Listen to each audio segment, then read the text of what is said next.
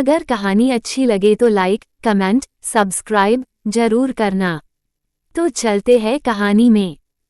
अधिक का घर।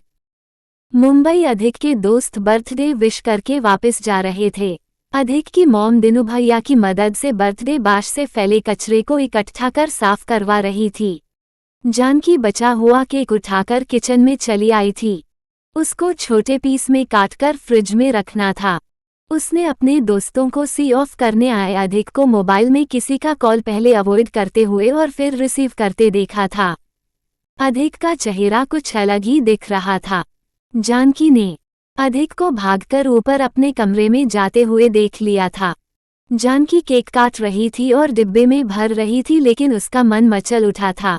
ऐसा तो क्या हो गया था कि अधिक उसका दिया हुआ गिफ्ट बिना खोले सबके बीच से भागकर उनके कमरे में दौड़ा चला आया था। जानकी जल्दी जल्दी केक पैक करके फ्रिज में रखकर ऊपर चली आई। जानकी की आंखें कमरे में अधिक को ढूंढने लगी। जानकी ने देखा कि बालकनी में अधिक एक अलग ही इमोशन से गिरा हुआ फोन पर बातें कर रहा था। उसने अधिक को फोन पर इस तरह होले होले हंसते हुए और संकुचित होते हुए पहले कभी नहीं देखा था। जानकी बालकनी के पास चली आई। अधिक ने जानकी को कमरे में आते हुए देखा और फिर जैसे कुछ देखा ही न हो वैसे फिर से मुड़कर बातें करने लगा, जैसे जानकी के वहां होने का कोई वजूद ही नहीं था। कितना ओवरथिंकिंग कर रही है जानकी, पागल है तू। होगा अधिक के कोई पुराने दोस्त का कॉल। तुझे तो खुश होना चाहिए कि अधिक आज इतने दिनों बाद इस तरह खुलकर हंस बोल रहा है। जानकी का मन आपस में ही बातें कर रहा था। जानकी ने बेडरूम में बिखरे सामान को ठीक करने में अपना मन लगाने की नाकाम कोशिश करी, लेकिन बार बार उसका ध्यान बालकनी में फोन लिए खड़े अधिक की ओर जा रहा था। जानकी बेटा। अधिक की मॉम की आवाज सुने जानकी झट से नीचे चली आई। उसका वैसे भी अपने कमरे में मन नहीं लग रहा था। जानकी बेटू, एक हेल्प करोगी? मुझे पता है देर रात हो गई है, लेकिन कल शाम की ग्रैंड पार्टी के लिए ये कुछ मेहमानों का नाम लिस्ट में ऐड करना रह गया था। तुम एक बार देख लोगी? कोई छूट तो नहीं रहा? अधिक की मॉम ने अपनी डायरी जानकी को थमा दी। जानकी चाहती थी कि उस पल में उसका दिमाग व्यस्त हो जाए। वह दिल लगाकर उस काम में जुट गई। कुछ आधे घंटे बाद काम खत्म करके उसने डायरी में से बाहर नजर दौड़ाई तो घर में सब अपने कमरों में चले गए थे। मॉम डैड के कमरे की तो लाइट भी बुझी हुई थी।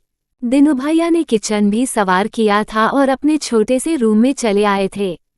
वह भी ड्राइंग रूम की बत्ती बुझाकर अपन एक कमरे में ऊपर चली आई। अब तक जानकी अधिक की फोन वाली बात बिल्कुल भूल चुकी थी। अपने कमरे में जब वह वापस आई तो उसने अधिक को अभी भी बालकनी में फोन लिए कभी परेशान तो कभी खुश इमोशंस के साथ बातों में लगा हुआ पाया। जानकी फ्रेश होकर नाइट ड्रेस में चेंज करके बेड में चली आई। उसने अपनी किताब उठाई और नाइट लैंप ऑन किया। कमरे की सफेद ब्राइट लाइट्स ऑफ होते ही अधिक का ध्यान कमरे की ओर और अंदर बैठी जानकी की ओर गया। करीब 1 घंटे से वह कॉल पर था। 2 मिनट के अंदर उसने फोन निपटाया और बालकनी का दरवाजा होले से खोलकर कमरे में दाखिल हुआ। मैं फ्रेश होकर आता हूँ, मन ही मन मुस्कुराता हुआ अधिक कुछ भी बात आगे किए बिना वॉशरूम की ओर बढ़ गया। जानकी अभी भी अधिक के एहसासों को पढ़ने की नाकाम कोशिश कर रही थी। अधिक जब चेंज करके वापस आया तो वह खुश था। जानकी ने अधिक की ओर देखते हुए अपनी किताब बंद कर दी और पूछा, क्या बात है पतिदेव? अभी तक तो बर्थडे याद भी नहीं था और अचानक से इतने खुश हो गए। जानकी ने पिलो को अपने हाथों के नीचे सरकाया और दाएं हाथ की हथेली पर सर का बोझा ढाल दिया। हा, खुश तो मैं बहुत हूँ आज मेरी। अधिक एकदम से हिचकिचाया, बात करते करते ही रुक गया। अचानक से जैसे उसे कुछ याद आ गया हो या कहीं कुछ गलत न हो जाए का भाव उसके मन को खाने दौड़ाया था। उसने कुछ इधर उधर की बातें बनाना शुरू कर दिया। वो एक पुराने दोस्त का कॉल आ गया था। तुम उसे नहीं जानती हो? तो बस बातों में लग गए हम लोग। समय का ध्यान ही नहीं रहा। Sorry for keeping you waiting. अधिक ने बेड पर आकर जानकी के कंधों पर अपना सर रख दिया।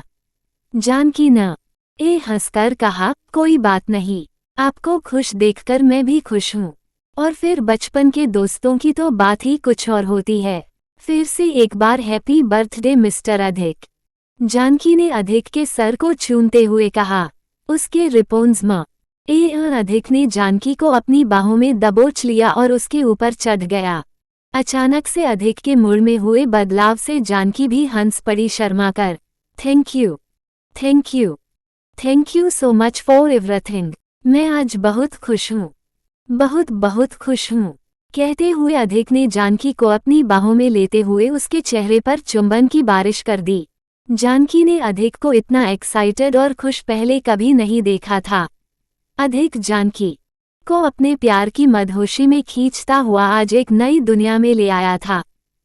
उस रोमांचित पलों में अधिक के हवाले हुए जानकी पूरी बात भूल गई। अधिक को इस कदर प्यार की पहल करते हुए देख वह भी रोमांचित हो उठी। अपनी सारी चिंता छोड़कर उसने भी खुद को अधिक के हवाले कर दिया। आज अधिक और जानकी का प्यार चरम सीमा पर था। दोनों जीव आज इस कदर एक दूसरे में लीन हुए थे कि कोई जंतु भी इनके इस कदर हो रहे मिलाप को देख शर्मा जाए। कुछ पलों के बाद दोनों की तड़प को विराम मिला। एक सुलगता हुआ प्यार अंजाम पाया। जानकी के आगोश से बाहर निकलने का अधिक का जरा सा भी मन नहीं था। अधिक वही जानकी के ऊपर अपने हाथ फैलाए बिल्कुल बगल में पसर करके नींद के हवाले हुआ। शारीरिक सुख का रोमांच अभी भी जानकी के तन और मन पे छाया हुआ था।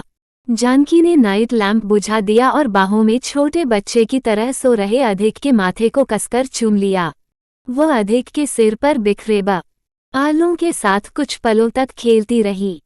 जानकी की खुशियों में शामिल होने आज उसके सारे करीबी दोस्त मौजूद थे। बाहर बालकनी में प्रकाशित चंद्रमा उन दोनों के ऊपर अपने आशीष सफेद चांदनी के माध्यम से बरसा रहे थे। नकी के पौधे भी आज खिलखिला उठे थे। रात की शीतल हवा बालकनी के दरवाजे से होती हुई पर्दों की सिलवटों में घुसकर उनको भी खिलखिला रही थी। देर रात के जागने की वजह से और पूरे दिन की थकान से कायल जानकी नींद का हवाले हो चुकी थी। थोड़ी थोड़ी देर में विंडचाइम तन और मन से एक दूजे में विलीन हो चुके दोनों जीवों को अपनी मीठी लोरियां सुना रहा था। गुड मॉर्निंग, जानकी चाय का कप एक हाथ में ली अभी तक सो रहे अधिक को जग आ रही थी। सुबह के 7:30 बज चुके थे। जानकी अभी अभी नहाकर बाहर निकली थी। उसने अपने बाल अभी तक नहीं सुखाए थे। खुले गीले बालों में ही दाएं और कान के ठीक ऊपर उसने अपने गार्डन से प्लक किया हुआ जैस्मिन का फूल पिन लगाकर सजा रखा था। जानकी ने आज अधिक की दी हुई पिंक कलर की लखनवी चिकनकारी शिफॉन की कुर्ती और नीचे वाइट लेगिंग्स पहन रखी थी। जानकी आज हद से ज्यादा सुंदर दिख रही थी। कम से कम मेकअप में सजी हुई जानकी सिर्फ कोल्ड क्रीम और पिंक लिप बाम में भी चहक रही थी। गुड मॉर्निंग, अधिक ने जानकी को एक पल के लिए देखा, हल्का सा स्माइल दिया और फिर झट से फोन उठा लिया और मैसेज चेक करने लगा। जानकी ने चाय वही बेड के पास साइड टेबल पर रख दी और बोली, आज रात की पार्टी की तैयारी बड़ी जोरों शोरों से हो रही है घर में। हमारे सबके चहीते मिस्टर अधिक का जो बर्थडे है। जानकी ने अधिक की ओर देखा लेकिन अधिक अपने फोन में बिजी था। जैसे उसने सुना ही न हो। वह एक हल्की सी स्माइल के साथ की पैड पर कुछ जल्दी जल्दी से टाइप कर रहा था। बिजी होंगे। बर्थडे की विशेष को रिप्लाई करना एक बेहद बोरिंग सा काम होता है भाई, सोचती हुई जानकी कमरे से बाहर चली आई। 111 फर्स्ट 1:52 PM MA दिल। पूरा घर शाम की बर्थडे पार्टी की तैयारियों में लगा था। अधिक के पापा के भी सारे दोस्त आमंत्रित किए गए थे। जानकी और अधिक की मॉम दोनों नौकरों के साथ पार्टी की सजावट और खाने में बन रहे 16 पकवानों की तैयार छोटी ईयों में जुटे हुए थे। पार्टी का मेन्यू भी जानकी का सिलेक्ट किया हुआ था। सोरी आइटम्स अधिक की पसंद की याद रखकर शामिल की थी उसने। जानकी आज बहुत खुश थी और काफी व्यस्त भी थी। थोड़ी थोड़ी देर में उसके मन में कल रात उनके बीच गुजरे प्यार के वो पल सामने आ रहे थे। वह काम करते करते भी ब्लश कर रही थी। अधिक के साथ बिताए प्यार के पलों को उसका मन 1000 बार दोहरा चुका था और उससे कई ज्यादा बार जानकी मन ही मन अधिक को लव यू बोल चुकी थी। बेटा 7 बजने वाले हैं। मेहमान आते ही होंगे। जाओ जाकर तुम भी तैयार हो जाओ। तुम बता रही थी कि कुछ हेयर स्टाइल के लिए पार्लर जाओगी। जल्दी करो बेटा, बाकी सारा काम अब दिनू भैया देख लेंगे। मैं सब बता चुकी हूँ। अधिक की मॉम ने ड्राइंग रूम में सफेद लिली के फूलों की सजावट में बिजी जानकी को कहा। आज पूरे घर की डेकोरेशन जानकी के पसंद की थीम डिजाइन पर हुई थी। लिली के फूल और बीच बीच में सुनहरी सिल्वटे लिए सिल्क के पर्दे। केक भी जानकी ने पार्टी की डेकोरेशन के साथ मैच हो वैसा बनवाया था। इस पार्टी के लिए जैसे जानकी ने अपनी जान छिड़क दी थी। यह एक पार्टी नहीं लेकिन उसका पर्सनल प्रोजेक्ट बन चुका था।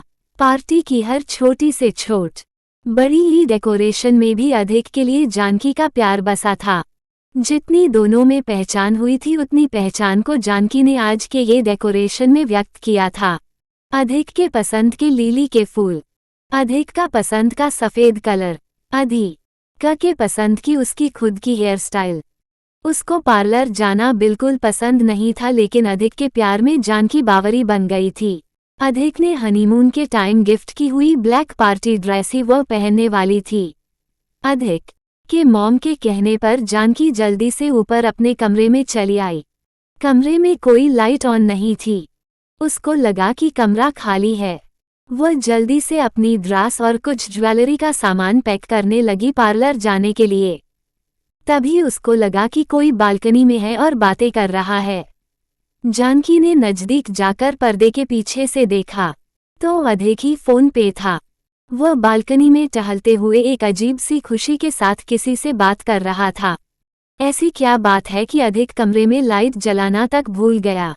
तो क्या इसका मतलब अधिक कब से फोन पर है और उसको पता ही नहीं चला कि कब शाम ढल चुकी है?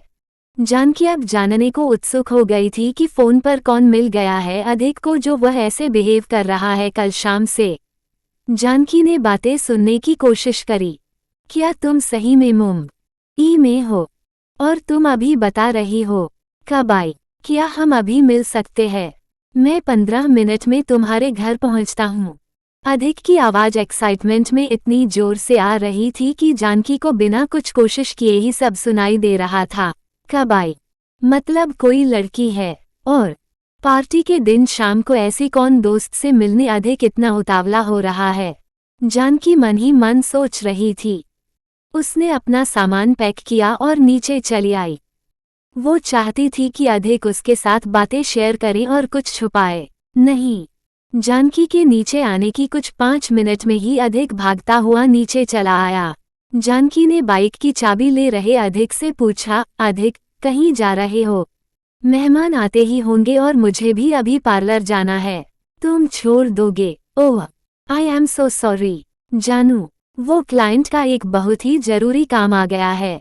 मैं बस आधे घंटे में काम खत्म करके घर आता हूँ। Love you. जानकी कुछ पूछे उससे पहले अधिक घर से निकल चुका था। जानकी अपना सामान थामे वही सोफा में बैठ गई। आज दूसरी बार उसका विश्वास तोड़ा था अधिक ने, वह भी इतना भरोसा जीतने के बाद। झूठ बोलने की क्या जरूरत थी? क्या वह मुझ पर इतना भी भरोसा नहीं करते कि अगर वो किसी लड़की दोस्त से मिलने जाए तो झूठ बोलना पड़े? जानकी कुछ सोच नहीं पा रही थी। मेहमान किसी भी वक्त आने वाले थे। वह भी अधिक की मॉम की स्कूटी की चाबी लेकर नीचे चली आई पार्लर जाने के लिए। लेकिन जब जानकी ने स्कूटी मैन रास्ते पर निकाली तो आगे अधिक को बाइक पर देखा। जानकी उस पल में पता नहीं क्या सोच रही थी। उसने पार्लर जाने की जगह स्कूटी अधिक की बाइक के पीछे मोड़ ली। जानकी खुद भी समझ नहीं पा रही थी कि वह ऐसा क्यों कर रही थी, लेकिन उस पल में उसको जो सही लगा उसने वही किया। कुछ 10 मिनट में अधिक की बाइक एक अपार्टमेंट के नीचे रुकी। जानकी ने अपनी स्कूटी दूर ही पार्क करी और अधिक के जाने के बाद उसके पीछे पीछे वही फ्लैट में चली आई। अधिक लिफ्ट में जिस फ्लोर पे गया था वही फ्लोर पे जानकी लिफ्ट वापस आने के बाद चल ली। लिफ्ट खुलते ही उसने आसपास देखा। एक फ्लैट के बाहर अधिक के जूते देखे और वही आकर खड़ी हो गई।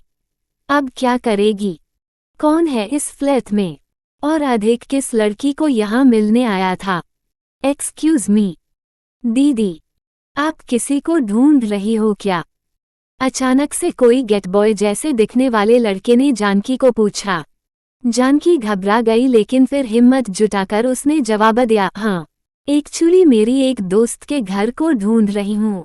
यही फ्लोर बताया था, लेकिन फ्लैट नंबर याद नहीं आ रहा। जानकी खुद भी नहीं समझ पा रही थी उसकी हरकतों को, क्यों वो इस कदर डेस्परेट हो गई थी। झूठ बोल गई। पहले चोरी चोरी अधिक का पीछा किया और फिर इस तरह झूठ बोलना, और दूसरे ही पल में वापस जाने का मन वह बना चुकी थी। बहुत हो गया, मैं इस कदर नहीं गिर सकती। अधिक जब घर आएगा तब मैं खुद ही उनको पूछ लूंगी। चलती हूँ अभी। घर पर मेहमान इंतजार कर रहे होंगे। मन ही मन नकी खुद से बातें किए जा रही थी। तभी वह गेट बॉय ने उसका ध्यान भंग किया। क्या आप प्रिया दीदी के दोस्त हो? वो अभी अभी गांव से वापस आई है। इस फ्लोर पर प्रिया दीदी के अलावा कोई और दीदी नहीं रहती है। बाकी सब फ्लैट अभी तो खाली है। गेट बॉय के मुंह से प्रिया का नाम सुनते ही जानकी के पैरों तले से जमीन खिसक गई।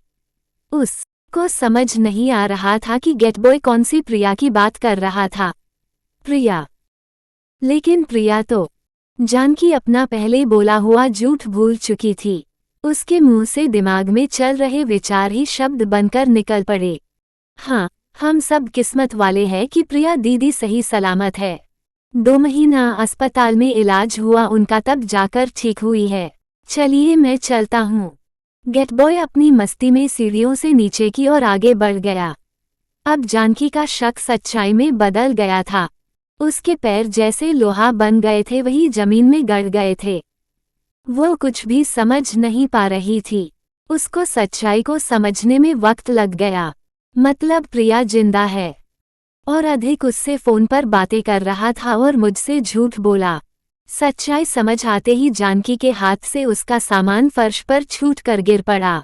सिर्फ सामान ही नहीं गिरा था, लेकिन जानकी के सामने उसकी पूरी दुनिया बिखर कर टूट रही थी।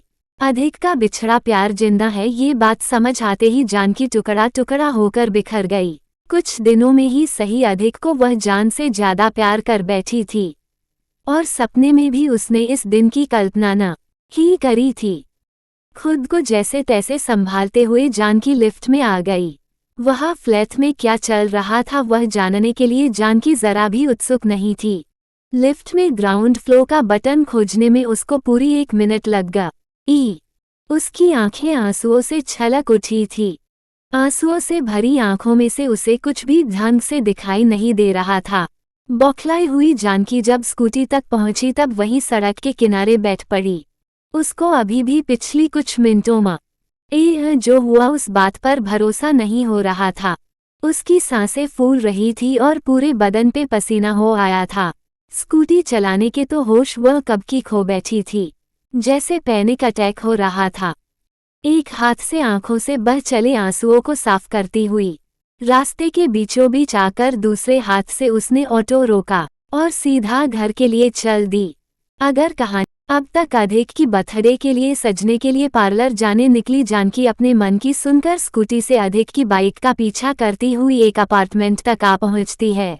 वह अधिक का लिफ्ट में चुपके से पीछा करके उस फ्लोर तक आ पहुंचती है जहां अधिक रुका था, जहां गेट बॉय से उसे अधिक की एक्स प्रेमिका प्रिया के वापसी के समाचार मिलते हैं। बेहाल जानकी खुद को संभालते हुए जैसे तैसे नीचे चली आती है और ऑटो रोककर उसमें बैठ जाती है। अब आगे बदहवास जानकी रोती बिलखती जो भी हुआ उसको समझने का व्यर्थ प्रयास कर रही थी। जब पहली बार दिल और भरोसा टूटे तब शरीर का हर एक कण कहरा उठता है। मन इस पीड़ा का पहली बार अनुभव करता है। लेकिन आज जानकी के जीवन में ये सच दोबारा घटित हुआ था। आज सब कुछ याद आ रहा था उसे। उसके सारे घाव ताज़ा हो गए थे। क्या जिंदगी में सब कुछ इतनी हद तक अनिश्चित रहेगा? क्या मैं कभी भी अच्छे पलों की उम्मीद नहीं कर सकती? अगर करूं तो सब इतनी बेरहमी से बिखर क्यों जाता है? सब कुछ सुबह वाले सपने की तरह इतनी स्पीड में दोहरा गया कि दिमाग कुछ समझे उससे पहले ही जानकी के दिल ने आंखें मूंद ली। मेरी किस्मत को मेरे सुकून से इतनी जलन क्यों है? हजारों प्रश्न जानकी के मासूम मन को टटोल रहे थे। ऑटो मुंबई की फैली सड़कों पर स्थिर गति से आगे बढ़ रही थी। जानकी के गालों पर आज फिर से गर्म आंसुओं ने अपना कब्जा कर लिया था। जैसे गर्म आंसू और ऑटो में भागी चली आ रही ठंडी हवा की लहरों में झगड़ा चल रहा था। एक भीगा रहा था और दूसरा सूखा रहा था।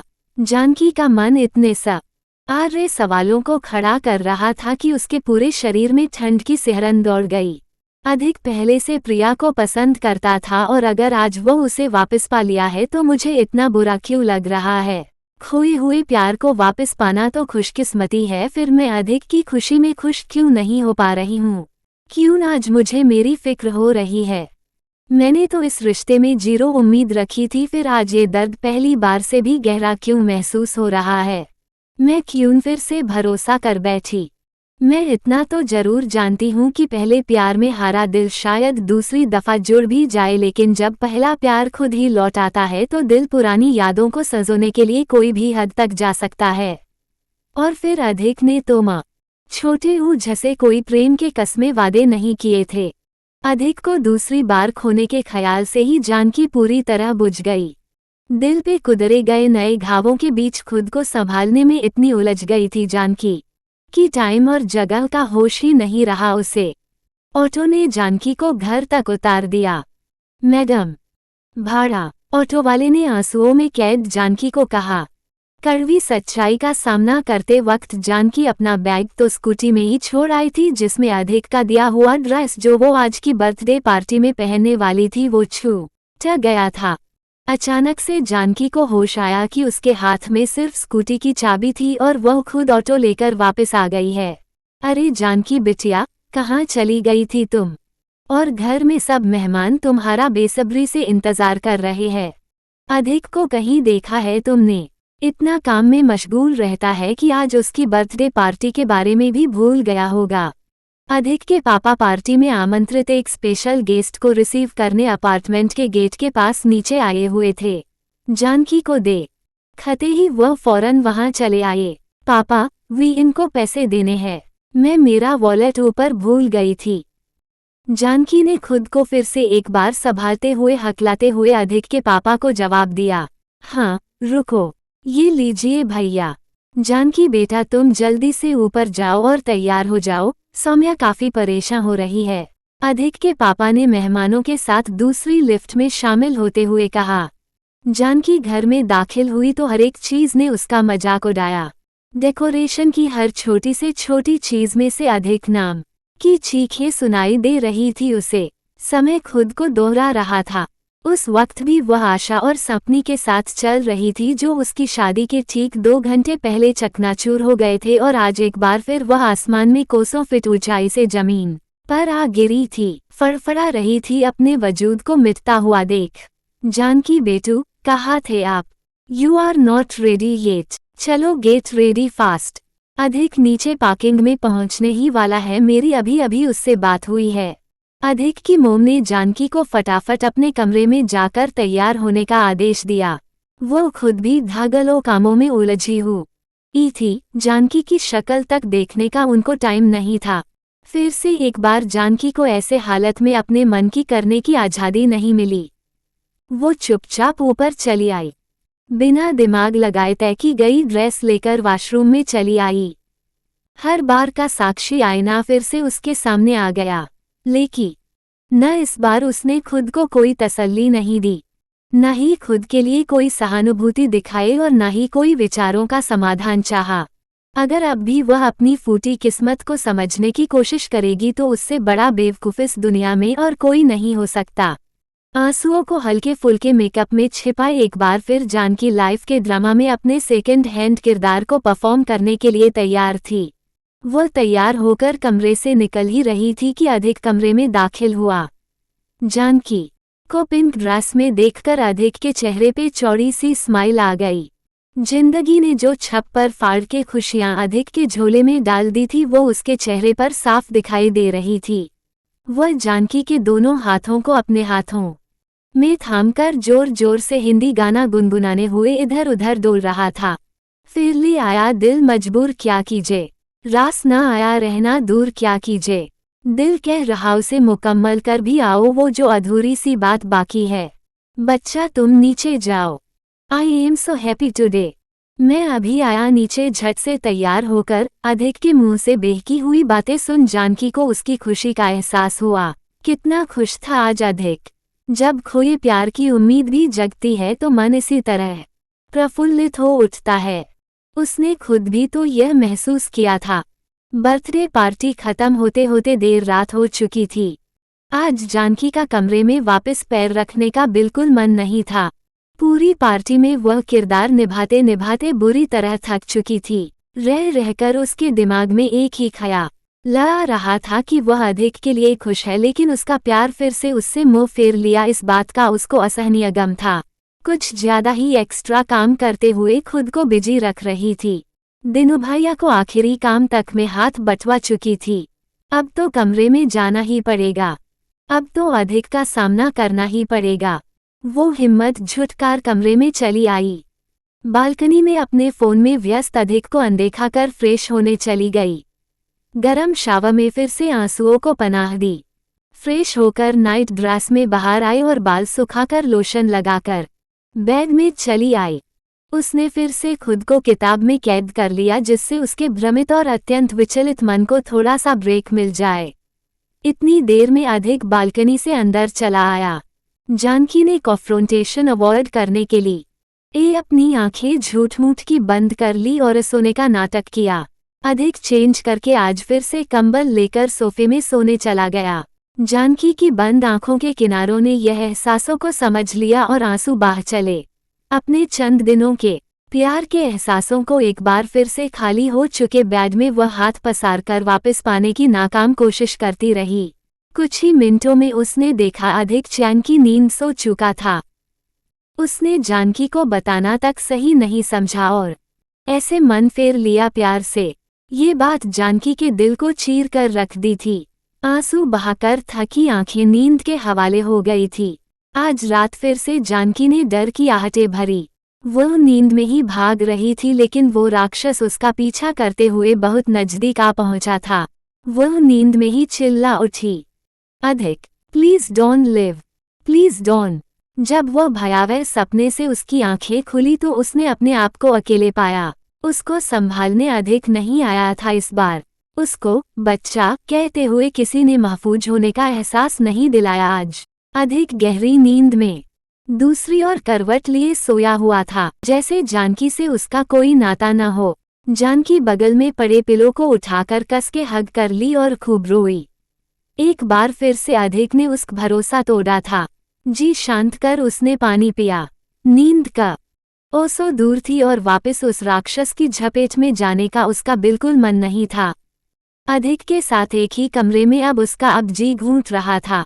वो उठकर बालकनी में चली आई और मोबाइल में अपने हनीमून के पिक्चर्स देखने लगी। क्या बेवकूफ़ और गधी थी वो, जो अधिक को पाने के मोह में इतनी अंधी हो गई कि उस पर फिर से भरोसा कर बैठी। अपने सेल्फ रेस्पेक्ट की उसने खुद धज्जियां उड़ाई थी। अपनी मूर्खता पर आंसू बहाई और फिर व्हाट्सएप पर आया आदित्य का मैसेज, जो उसने 2 हफ्तों से आंसर नहीं किया था, उसको जवाब दिया। कल मिले, सेम प्लेस। अगली सुबह सूरज की किरणें खिड़की से छनकर अधिक के चेहरे पर पड़ रही थीं। वह सोफे पर लेटा हुआ छत की ओर खाली निगाहों से देख रहा था। जिंदगी ने अचानक से उसे एक ऐसे मोड़ पर लाकर खड़ा किया था जिसको पाने के लिए वो सो मौत मरा था। हर एक दुआ में अधिक ने इस पल को मांगा था, लेकिन वह समझ नहीं पा रहा था कि यह सब मुमकिन कैसे हुआ। यही सोच में नींद तो रात भर आई नहीं थी और न सोने की वजह से डेरा डाली हुई थकान ने उसे जकड़ रखा था। मन में उठते तूफानों के बीच उसने एक आशा के साथ बगल में दबा अपना फोन उठाया। शायद प्रिया को मैसेज हो, और व्हाट्सएप खोलते ही प्रिया का मैसेज सबसे पहले उसे दिखाई दिया। हेलो मिस्टर मोर, मुझे भूल तो नहीं गए? भूल के तो दिखाओ, नोच खाएगी तुम्हारी ये wild cat. Ha how can I ever forget you बच्चा, I love you so very much. Adhik ने बिना कुछ सोचे प्रिया के मैसेज का रिप्लाई किया। टाइप करते वक्त वह ब्लश कर रहा था। वैसे सॉरी, कल तुम्हें घर मिलने बुलाया और मेरी दवाइयों ने मुझ पर कब्जा जमा लिया। मैं कब सो गई मुझे पता ही नहीं चला, लेकिन मैं तुमसे मिलना चाहती हूँ अधिक। हर सुबह तुम्हारे बगल में उठना चाहती हूँ। मैं पिछले 2 महीनों में तुम्हारी लाइफ में जो भी हुआ वो हर एक मोमेंट को तुम्हारे साथ शेयर करना चाहती। मैसेज पढ़ते ही अधिक का दिल धक से रह गया। उसकी उंगलियां कांपने लगीं। प्रिया अभी भी उसी अपनेपन से बात कर रही थी, जैसे कुछ बदला ही न हो। एक पल के लिए उसे राहत मिली कि प्रिया को उसकी शादी के बारे में कुछ पता नहीं था, लेकिन अगले ही पल अपराधबोध का एक सैलाब उस पर हावी हो गया। उसने गहरी सांस ली और आंखें बंद कर लीं। प्रिया के साथ बिताए हर पल उसकी आंखों के सामने घूमने लगे। हैश जल्द ही मिलने आता हूँ। तुम्हारा अधिक, ज़ोक्सो। दिन भर अधिक का मन बेचैन रहा।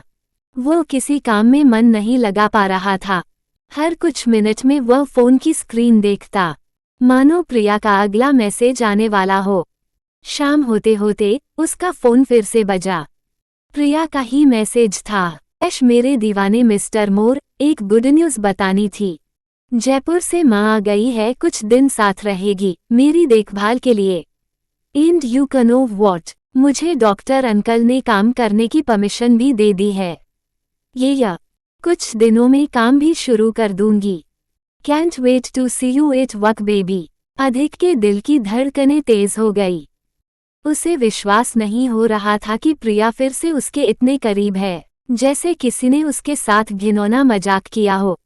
उसने तुरंत अपनी स्माइल को जवाब के रूप में टाइप किया, हैश आई लव यू बच्चा।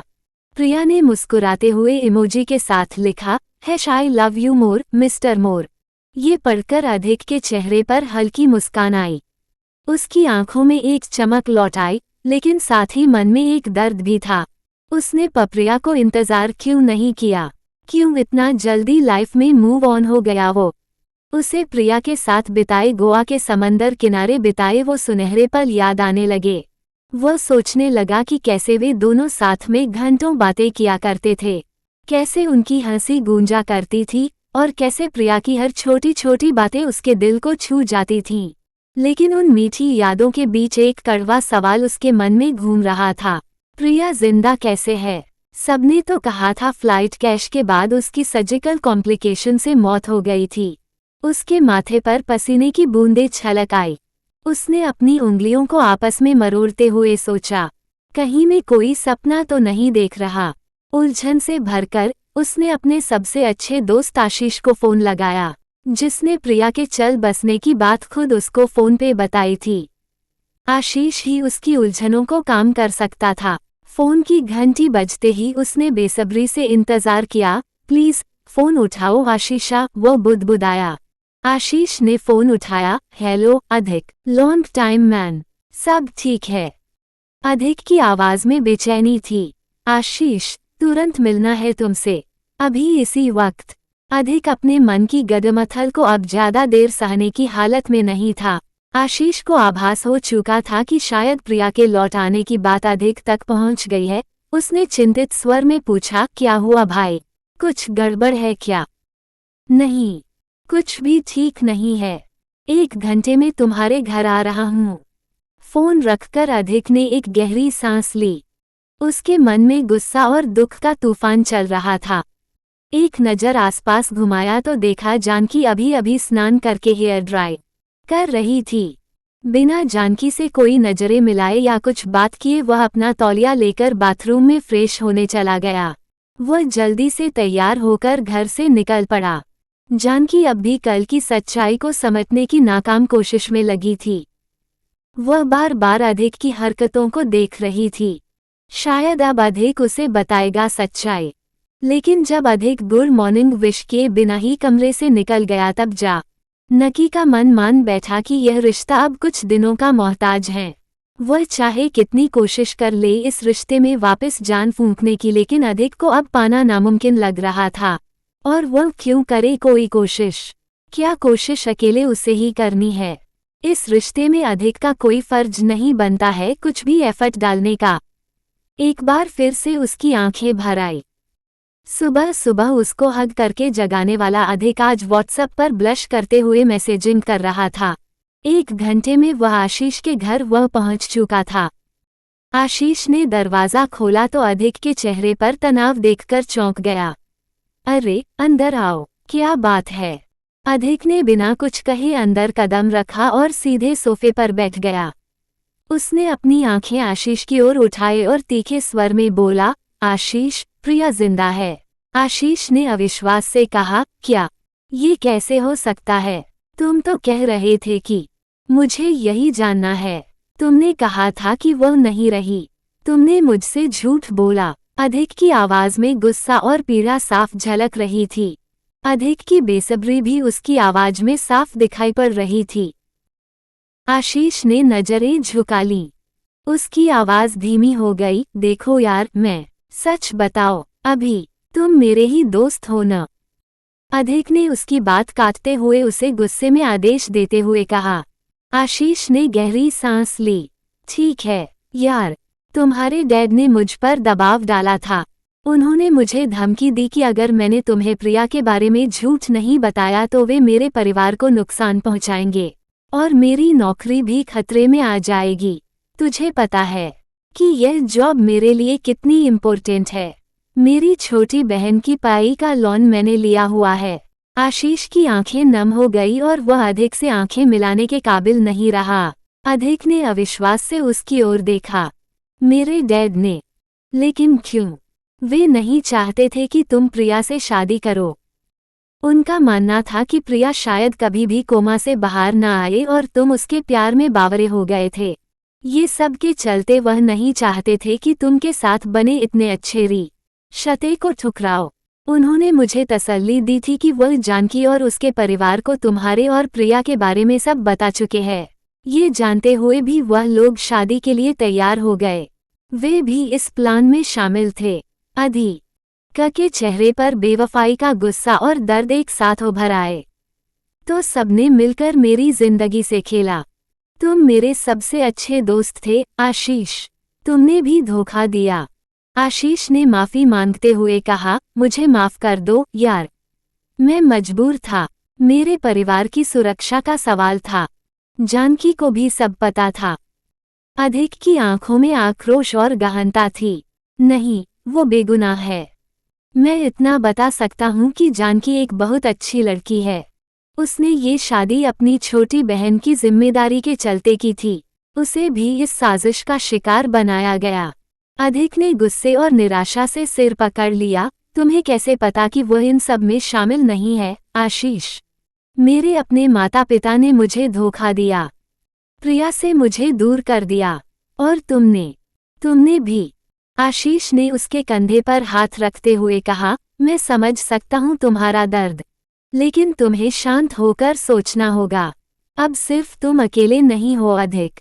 अधिक ने उसकी ओर देखते हुए कहा, शांत कैसे रहूं? मेरी पूरी दुनिया बिखर गई। मेरे साथ छल हुआ। मुझे धोखे में रखा गया और इमोशनल ब्लैकमेल किया गया। प्रिया के प्रति मेरे प्यार का मजाक बनाकर रख दिया तुम लोगों ने। आशीष ने धीरे से कहा, देखो, किसी को दोष देने से कुछ नहीं होगा। तुम्हें तय करना होगा कि अब आगे क्या करना है। अधिक ने गहरी सांस ली। उसकी आंखों में आंसू थे। अब मैं क्या करूं? प्रिया के साथ इतना बड़ा अन्याय हुआ है। सब मेरी गलती की वजह से। प्रिया जिसकी एक झलक पाने के मैं मर रहा था वह मेरे सामने है आज। मैं उसका बहुत बड़ा गुनहगार हूँ। सब वो जानकी के चक्कर में, उसकी लाइफ संवारने के चक्कर में। क्या मैंने लोगों के जीवन संवारने का ठेका ले रखा है? आशीष ने सहानुभूति से कहा, तुम्हें अपने दिल की सुननी होगी। जो सही लगे वही करो दोस्त। लेकिन ये मत भूलना कि जानकी अब तुम्हारी जवाबदारी है। तुम अचानक से उससे मुंह नहीं फेर सकते और फिर वो बेचारी का क्या कसूर इन सब में? आशीष की जानकी के प्रति दर्शाई सहानुभूति को सुनते ही अधिक आग बबूला हो गया। वह बिना कुछ कहे उठ खड़ा हुआ। थैंक्स, लेकिन मुझे जाना होगा। तुमसे मुझे एडवाइस लेने की कोई जरूरत नहीं है। वह दरवाजे की ओर बढ़ा और अपने पीछे धमकी आवाज करते हुए दरवाजा ठोक के बंद किया। बाहर सड़क पर चलते हुए उसके मन में विचारों का सैलाब उमड़ रहा था। वह समझ नहीं पा रहा था कि किस पर भरोसा करे और क्या फैसला ले। लेकिन एक बात तो तय थी कि वह अब प्रिया के साथ और अन्याय नहीं होने देगा। और फिर जानकी ने सब जानते हुए भी यह रिश्ता स्वीकारा था। मजबूरी चाहे जो भी हो। अमीर बनने के सपने उसके भी थे, इसीलिए इतने छलावे से भरे रिश्ते को हाँ की उसने। मेरे सामने कितनी भोली और नादान बन रही थी। मैं बेवकूफ़ पागलों की तरह उससे माफ़ी मांगता रहा। घर पहुंचकर उसने देखा कि घर में सन्नाटा था। सब अपने अपने कमरों में थे। वह थके हुए कदमों से अपने कमरे की ओर बढ़ा। दरवाज़ा खोलते ही उसने देखा कि जानकी फर्श पर बैठी हुई थी। चारों ओर डिज़ाइन के पेपर्स, ज्वेलरी के सैंपल और उपकरण बिखरे पड़े थे। वह गहन ध्यान से अपने नए प्रोडक्ट लॉन्च पर काम कर रही थी। उसके चेहरे पर मेहनत और समर्पण की झलक थी। लेकिन जानकी को सामने पाते ही अधिक का मन छल और घृणा के भाव से भर गया। पहली बार ऊंचे स्वर में जानकी पर अपनी भड़ास निकलने लगा। ये सब क्या फैला रखा है? तुरंत हटाओ इसे। अचानक से आए अधिक की तीखी आवाज से जानकी चौंककर हिल गई। उसने पीछे मुड़कर अधिक को कमरे में दाखिल होता हुआ देखा। उसकी आंखों में आश्चर्य था। सॉरी, मैं अभी समेट देती हूँ, बस थोड़ा काम बाकी है। उसने जल्दी जल्दी अपने सामान को समेटना शुरू किया। मैंने कहा, अभी हटाओ, ये कमरा कोई वर्कशॉप नहीं है, तुम्हें समझ नहीं आता। अधिक की आवाज में कठोरता थी। जानकी के भोलेपन और सादगी के दिखावे ने उसे झंझोड़ कर रख दिया था। जानकी उसकी तीखी प्रतिक्रिया से हतप्रभ रह गई। उसने धीरे से डरते हुए पूछा, अधिक, क्या हुआ है? तुम इतने नाराज क्यों हो? तुम्हें समझ नहीं आता? मुझे इस गंदगी में नहीं रहना है। हर जगह तुम्हारा सामान फैला रहता है। क्या तुम्हें घर की परवाह नहीं? अधिक ने तंज कसते हुए कहा। जानकी ने शर्मिंदा होते हुए कहा, मैं सच में माफी चाहती हूँ। आज काम थोड़ा ज्यादा था, इसलिए ध्यान नहीं दे पाई। जानकी ने कभी अधिक को इस अवतार में नहीं देखा था। जानकी को उसके शब्द तीर की तरह चुभे। उसने उसकी आंखों में देखते हुए कहा, अगर मैंने कुछ गलत किया है तो बताओ, मुझसे बात करो। आई एम सॉरी, लेकिन प्लीज ऐसे एकदम से मुंह मत फेरो अधिक। जानकी ने भीख मांगते हुए स्वरों में अधिक के सामने बकायदा गिड़गिड़ाते हुए कहा। अधिक ने निराशा और अफसोस से सिर हिलाया। कुछ नहीं, बस मुझे अकेला छोड़ दो। जानकी ने उसके चेहरे पर गुस्से के साथ दर्द भी देखा। उसने सहानुभूति से कहा, अगर तुम्हें कोई और परेशानी है तो तुम मुझसे बात कर सकते हो। हमने प्रॉमिस किया था एक दूसरे से कुछ नहीं छिपाएंगे। जानकी ने कल आंखों देखी बेवफाई और झूठ को जानना चाहा। अधिक ने व्यंग्य नजरों से जानकी को देखते हुए कहा, सीरियसली, शर्म भी नहीं आती है? इतना छलावा। इतना कहकर वह सिगरेट और फोन लेकर बालकनी में चला आया। जानकी अधिक के पीछे बालकनी में चली आई। उसने आंसू भरी आंखों से कहा, मैंने कोई छलावा नहीं किया है अधिक, प्लीज मुझसे खुलकर बात करो। अधिक ने उसे अनदेखा करके चिल्लाते हुए कहा, बस अब और नहीं, मुझे अकेला छोड़ दो। For God sake leave me alone. Janaki बेबस होकर बालकनी से कमरे में चली आई। उसका दिल टूटकर टुकड़ों में बट रहा था, लेकिन वो कुछ नहीं कर पा रही थी। उसने गहरी सांस ली और खुद को संभालने की कोशिश की। उसके मन में हजारों सवाल उठ रहे थे, लेकिन उनके जवाब कहीं नहीं थे। गुस्सा होने का हक तो उसका था ना। फिर आज अधिक ऐसी कैसी बहकी बातें कर रहा है? मैंने कौन सा झूठ बोला? भरोसा मेरा टूटा है और सवाल भी मेरे पर ही उठ रहे हैं। कमरे में वापस आकर उसने धीरे धीरे अपना सामान समेटा। आंखें आंसुओं के शिकंजे में थी। हर चीज को जगह पर रखते हुए वह अपने टी शर्ट की स्लीव से आंखों पर जमी पानी की बड़ी सी परत को हटाकर देखने की कोशिश करने लगी। उसने खुद से बुदबुदाया, आखिर मैंने ऐसा तो क्या किया है? क्यों अधिक इतना परेशान है? वह बिस्तर पर बैठकर अपनी डायरी खोल ली। उसमें उसने अपने मन की बातें लिखनी शुरू की, उम्मीद करते हुए कि शायद लिखने से उसका दर्द कुछ कम हो जाए। दूसरी ओर अधिक बालकनी में खड़ा होकर सिगरेट के धुएं में अपने उलझनों को उड़ाने की कोशिश कर रहा था। उसने अपने फोन में प्रिया की तस्वीर देखी और मन ही मन कहा, बस अब और नहीं, मैंने तुम्हें बहुत ठेस पहुंचाई है, अब बस मैं तुम्हें पाने के लिए लड़ूंगा प्रिया। तुम्हारा अधिक अब कोई छलावे का शिकार नहीं बनेगा। रात गहराती जा रही थी, लेकिन दोनों के मन में उठते तूफान शांत नहीं हो रहे थे। एक ही छत के नीचे होकर भी वे एक दूसरे से कितने दूर हो गए थे। उनकी जिंदगी में आने वाले बदलावों का अंदाजा भी उन्हें नहीं था, लेकिन समय ने उन्हें ऐसे मोड़ पर लाकर खड़ा कर दिया था जहां से आगे का रास्ता धुंधला था। बिस्तर में लेटी जानकी बालकनी से भागी चली आ रही हवा में बज रहे विंडचाइम को एक टस देखे जा रही थी। सोफे पर कब से करवटें बदल रहा अधिक एकदम से उठ खड़ा हुआ और बालकनी की फ्रेंच विंडो को धड़ाम से बंद कर दिया। सी के साथ विंडचाइम की मधुर आवाज भी बंद हो गई। जानकी ने बंद आंखों को ही जोर से मूंद लिया, जैसे अधिक अब उसको ही अगला मार मारने आ रहा हो। उसने जानकी की आत्मा को पैरों तले एक झटके में कुचल दिया था। अगर कहानी अच्छी लगे तो लाइक, कमेंट, सब्सक्राइब जरूर करना। मिलते हैं अगले पाठ में।